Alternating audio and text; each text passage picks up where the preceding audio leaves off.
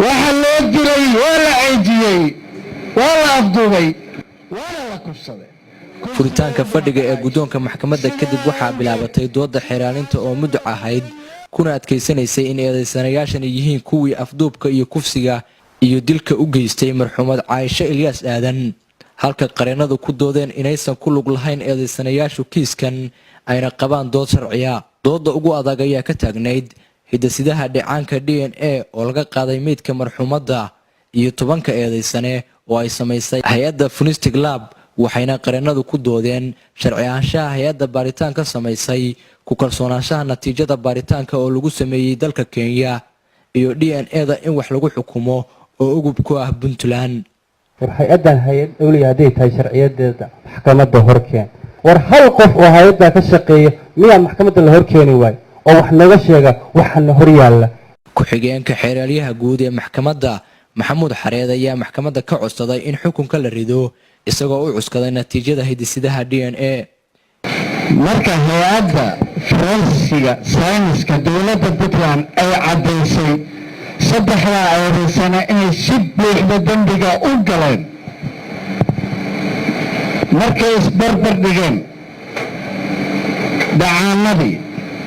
cidiyihii laga qaaday marxuumad Caaisha Ilyas Aadan iyo saddexdaas eedaysane ay cadeeyeen inay si buuxda dambiga u galeen maxkamadda sharafta leh Caaisha way dhimatay Caaisha 13 jir bay ahayd waxa loo diray wala ciidiyay wala afduubay wala la kufsaday kufsiga u dhimatay Caaisha sidaa awgeed sida Caaisha u dhimatay waa in loo dilaa عاشو سيدا ودنا توين لودرا سيدا كوعد سورة المائدة gudoomiyaha maxkamadda darajada koobaad ee Garowe Sheekh Cabdinuur oo ku dhawaaqay xukunka maxkamadda ayaa sheegay in 3 eedaysanayaasha ah oo 2 kamid ah ay walaalo yihiin dil toogasho lagu xukumay waana Cabdifataax Cabdiraxmaan Warsame Cabdisalaan Cabdiraxmaan Warsame iyo Cabdishakuur Maxamed Dige xukunkii maxkamaddu waxay ku xukuntay 3 eedaysane oo ah Cabdifataax Cabdiraxmaan Warsame iyo Cabdishakuur Maxamed Dige iyo Cabdisalaan Cabdiraxmaan Warsame dil toogasho oo dawladdu ay ku sameynayso dilkaas ay u xil saarantahay inay fuliso maxkamadda ayaa dib xorriyadoodii ugu celisay 7 eedaysane oo kamid ahaa 10kii maxkamadda la hor keenay markii xeeraalintu wax cadayna ku weyday shariicada islaamkana lagu dhaariyay Caaisho inaadan kufsan dilin taaban afduubin wax dhiba u geysan ku wallahi billahi tallahi way billahi way tallahi ilmahaygii ay Caaisha ehelkay ka mid tahay sidaasna wadwaan 7 kale laakiin uu sankeenin eediisana uu ku ururiyay maadaama wax cadayna u hayn in la dhaariyo maxkamadduna ay dhaarisay maxkamaddu waxay amraysaa lambarka 4 ilaa lambarka 10 xorriyadooda in loo sii daayo sida ugu dhaqsaha badan maxkamadda ayaa xaqiijisay in rafcaan ku eg muddo bil ah uu xukunkan ka furan yahay waana kiiskii ugu horeeyay oo lagu xukumo natiijada hidasidaha DNA marka laga tago hay'adaha garsoorka laanta dambe baarista iyo xukuumadda Puntland waxa ayna si weyn kiiskan ugu dadaalay dadweynaha Soomaaliyeed oo raadinayay inay iska xumaadeen waa mahadcelinaya ayaguna waa mahadsan yihiin xukun baan sugeynay xukunkiina maanta aad u dhacay xukunkii waa dhacay waan ku faraxsanahay xukunkaas inuu dhaco rafaan bayna qaadanayaan xaq bay u leeyihiin annaguna waa sugeynaa rafaankooda weligeed cadaalad baan weligeed sugayay wixii qoranna waa la gaarahayay waana gaarnay hadda jiraan maadaama gabadha meesha lagu kufsaday ay daris lahaayeen dadkana ay taqaanay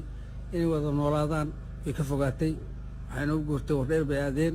gabdho badan bay wadataa saas u baaqday ku soo noqon doonaan gabdhahan markay iskuulka aadaan ama markay adeeg loo diro marka baqdin baa u geysay wax kale uma geyn waan soo laaban doonaa insha Allah taala anigu dareenkay waxaan sugayay dadkaas in xaq laga wafiyo ay subiyaan galmada subiyaan kufsi subiyaan ay dileen kufsadeen waa filayay mataqaanaa inay dowladdu shaqo ka qabanayso dadkaas kiiskaasuna uu si fiican ku dhammaanayaan weligii filayay weligii kama xumayn waa filayay waa garta marka saddex nin baa lagu xukumay soo maa waxaa la xukumay 3 nin 2 walaala iyo mid diris lahaa adiga saddexdaas tuhun ma kaaga jireen waa iga jireen weligood buu iga jireen waayo guriga waa arkay gudihiisana waa lasoo masawiray haya tuhun igama jirin mar inay dembiga galeen way ku caddeed DNAguna waa sii caddeeyey waa garta marka arrintii maanta waa soo gabagabowday adigaa codsaday miyaa dowladda oo kale inay ku qisaasto dowladda anuu kama codsan inay qisaasto dowladda arrintan iyada ku jirtay iyadaana waday iyadaana isnadiifinaysay dowladda laftigeedu inay ku baabi'iso dambiilayaasha noocaas oo falkaas hadda aada ugu batay waddanka in lagu baabi'iyo raggaas oo aan dib loogu noqon may marna ma filayn ilaa madaxweynahan tagnay wasiirka cadaaladdan u tagnay kiiska iyagoo dhan waan kala hadalnay kiiskanu kiis aad weyn buu ahaa gabar yaroo saqiira 12 jira oo ardayada ayay kufsadeen weligay waxaan filayay dowladda inay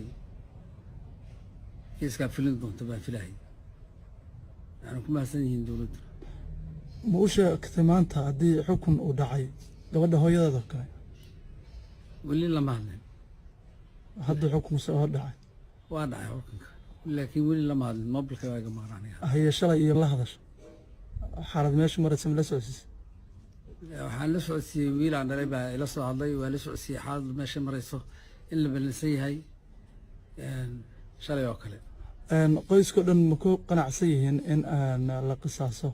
waa ku qanacsan yihiin waayo carruurtoodii baa laga laayay waa lagu qanacsan yahay waa lagu qanacsanaa waay dembi baa laga galay dembigiina waa laga jaaseynayaa qadar rabbi bay ahayd qadartii baa haddana dhacday intii aad